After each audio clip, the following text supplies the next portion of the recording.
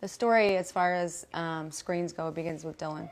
Went to our pediatrician and he said, you guys need to have like the state people, they need to come and test your child.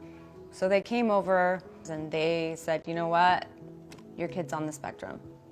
And we're like, we want another opinion. So we went to another doctor who had been doing this his entire career. And after about 3 to 4 hours of working with Dylan and actually really getting to know us, he took us in another room and he said, look, no two children are alike. That's why it's called a spectrum disorder. Everybody's different. He goes, but to qualify for it, there's a whole array of things that make it up.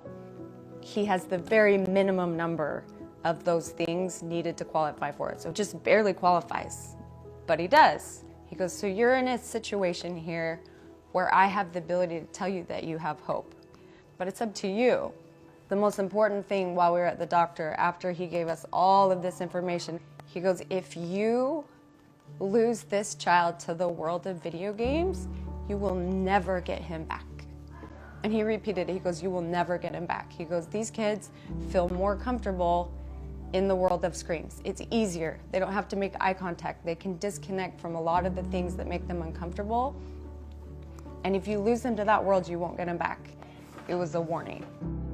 Dylan, he would get annual reviews at school and his progress and in school, and those early years were tough because he would struggle. He was, he was behind and he had a hard time in class. In the classroom, he was always kind of a step behind everybody else, so it always took him longer to complete a task. He had a hard time making friends, and he had a hard time socializing with the other kids because he didn't know how to socialize with them. Now Jax is born. He was trouble to begin. He was a rough kid.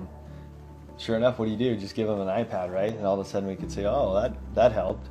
There wasn't a time that Jax didn't have a screen in his face. So how did we let an iPad in the house if we were so anti-gaming and we'd had that warning? We thought that this was an educational tool.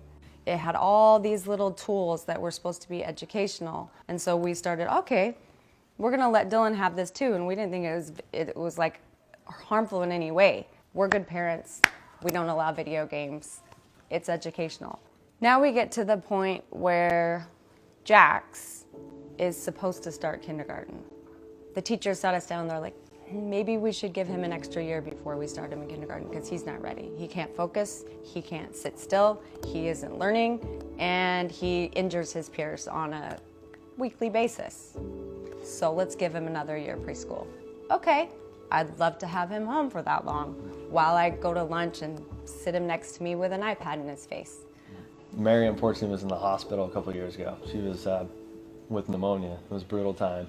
Dallas, our oldest, was babysitting and let us know that Jax had a little incident with the iPad he had lost in Angry Birds, and he had taken an enormous bite out of the iPad itself, and it shattered the screen. But yeah, shards of iPad glass. Yeah, that was in his mouth. That was kind of the point where we're like, okay, that was rock bottom. Might be a problem. I think what a lot of people can relate to, we couldn't picture dealing with this child without the iPad that seemed to make him better, and we didn't understand yet that it was causing the problems. I go to the pediatrician about Jax, and he says, look, you've got kindergarten for reals in 3 months, and this kid needs to be medicated. And I went home and I cried, and I was like, I am not gonna just medicate Jax to send him to kindergarten unless I've tried everything. This is about when my friends Liz and Colin had started talking about screens a lot and that they had taken their kids off screens. We decided to follow our friends, and we were going to, at most, take a 30-day detox off of screens. So when we said we were getting rid of these devices, you would think that we were saying we're killing your dog.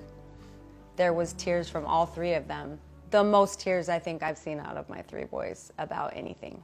The first week was like really hard. I was really mad at them, and I didn't know what to do. And it was hard because you go through the feeling as a parent like, am I making their lives harder because they're not going to be able to fit in now?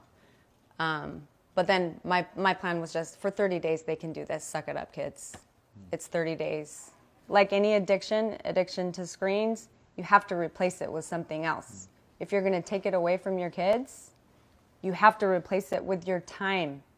Do I love playing Monopoly for 5 hours? No, I don't. Did I do it? Yes. Every day. What was cool though is the response, the early response from each of them, how excited they were to just play these games because they were playing together. Our son's friends were getting involved. They're coming over and playing this big Monopoly game. Chess tournaments. Yeah, and I think that's the fear that a lot of times parents are like, oh, what are we going to do? How are we going to entertain our kids? Kids can get creative and comes up with things on their own. You don't have to do it for them. So. What we did instead was we played board games and we communicated with each other and we did stuff as a family. I saw a lot of change in my brothers and how they acted. I would say there's a lot of other things you can do besides being on screens and playing video games and stuff. I don't want to go back playing video games. Very happy without screens. After those 30 days were up, we're like, let's do 30 more. They never asked. They didn't even ask for their screens back. And it's been, in April, it'll be 2 years. 3 weeks to a month after was those same teachers that Jax had. They were asking us after, like, wow, what is up with this kid? He's done a 180. Like, he's the nicest kid in class. He's super happy to see everybody. He's just like grateful, and he's not fighting with anybody anymore. This is no lie. I mean, we couldn't believe it either. Parents were coming up and they're like, well, what's happened? What's changed? We're like, honestly, we got rid of the iPad. We got rid of the phone, and like the kid loves life now. I just couldn't believe what I was seeing. I was like, is this the same kid that you were talking about that wasn't ready to come to school? Because he will sit at his table and he will finish his work until it's perfect. He is so attentive. We have Fun Friday, and one of the things that they can do is choose to do with the computer. He always chooses to do some sort of like writing or tinker toys or playing games with his friends, and really puts in all of his effort into everything that he does. Since we got rid of screens, Dylan is now a straight A student. The teachers are just like baffled. He has some of the highest scores on our district benchmark assessments. He's continuously like pulling A's. He's doing great things, and not even just the academics. He has friends. He has real friends. He has real friendships. It is insane how much growth he's shown. I think every kid in America could benefit from doing the 30-day screen detox. Every kid can behave better and be a better version of themselves. Initially, when about it was like, you can do it for 30 days, but once they saw how it changed their lives, they didn't want to go back.